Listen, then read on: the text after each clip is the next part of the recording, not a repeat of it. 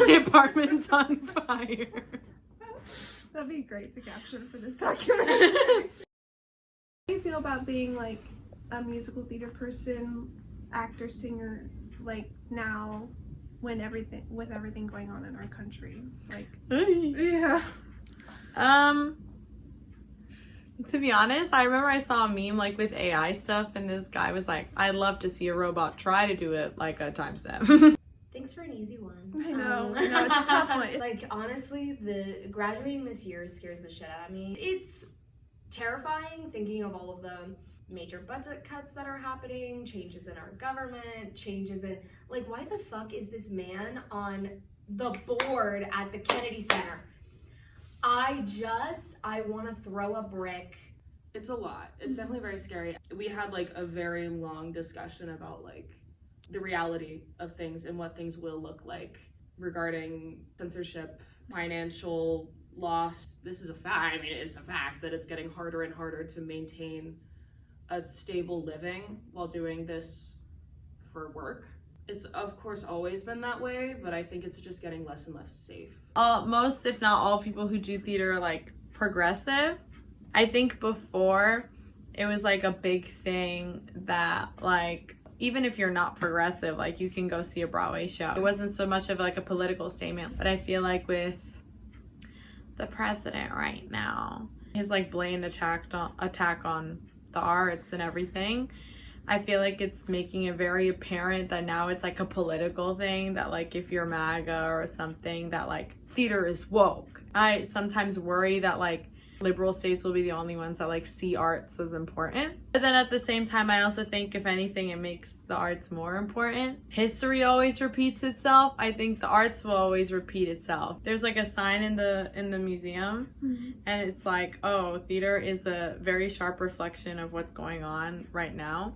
And I always feel like that, even if it's like super old. I do find myself like wondering like, oh my gosh, why am I doing this? Like, this is so unstable. I think it's the love, and I think it's the want to change that makes it worth it. I'm Ren. I am a musical theater major. Juliana Malacote, or Juge. I am a musical theater major with a concentration in theater direction. And I'm a freshman. I'm a senior, yes. You're a senior. I'm Jasmine. How long have you been in post-grad? Almost 3 years. Wow. Do you miss being a musical theater major? No. I'm so excited, and as I said, 8:30 daily dance. But it's at Pearl Studios, so then when we're done in the morning, we go straight into an audition. They've prepped us really well, and even the requirement for going for like a certain number of auditions you have to have every semester was great prep. I feel honestly more prepared than I thought I would have been at the start of this school year. Like, how do you feel 1 year down? Oh my gosh, I feel like it went so fast. Yeah. Like, I didn't expect everything to like just move so quickly. When I first got here, I was like, oh, you know, a year's a year, it's just gonna feel like a high school year. And like, no, it fully flew by. Like, I miss like little things that don't really matter. Like, I No, miss yeah. just like having a dance class to go to every day, or Yeah. like memorizing a script, or like having a song. I don't necessarily miss being a musical theater student, or say that like I feel better now. Like, I like doing that stuff, so I could go like a week without doing it, which is sad, kind of. But then also like, it's fine. Your mental health has changed at all, if at all? Because I haven't had a ton of experience being in musical theater beforehand, it's all been very different.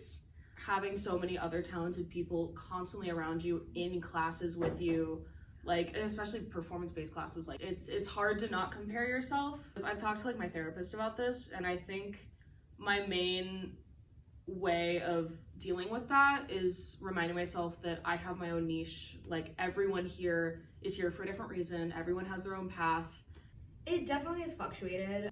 Talking about all the good things about it being a larger program, this is a positive that feels like a negative when you're here. Having such a big school means that you have all of your competition with you.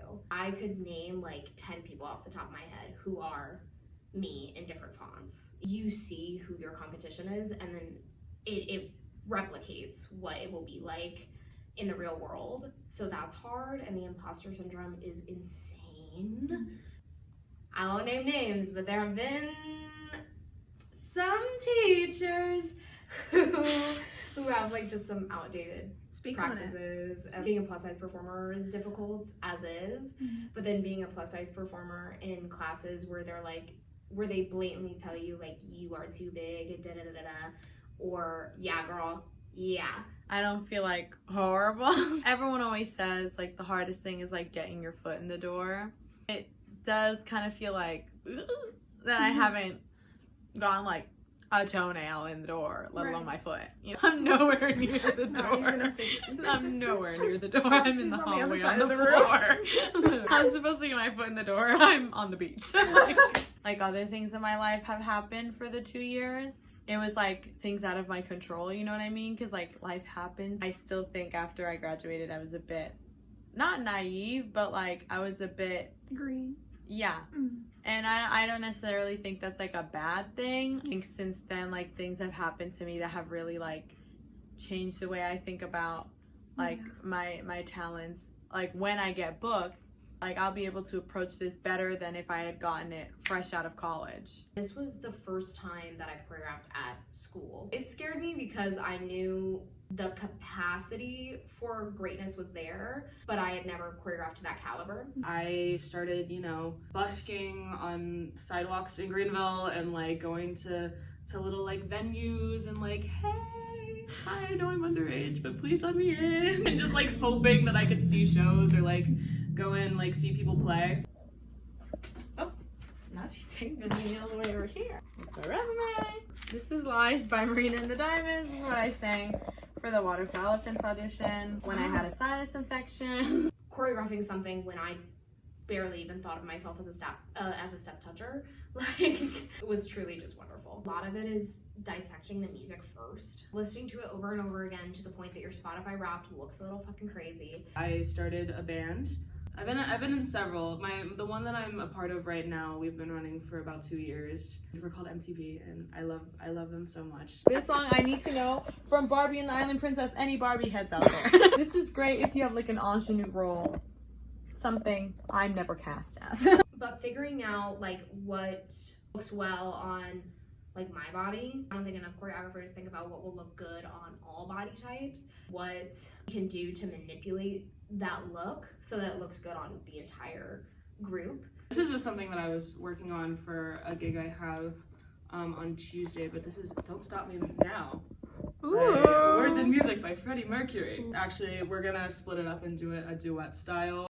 Is there anything you would tell like the version of you that's like just starting musical theater school? Probably to like appreciate her tempo more. When you grow up doing something, you can kind of like take for granted that you have it. I would tell her just to like, while she's going through school and stuff, just to like appreciate that she's able to go to school for musical theater and like appreciate being able to like better her talents and stuff.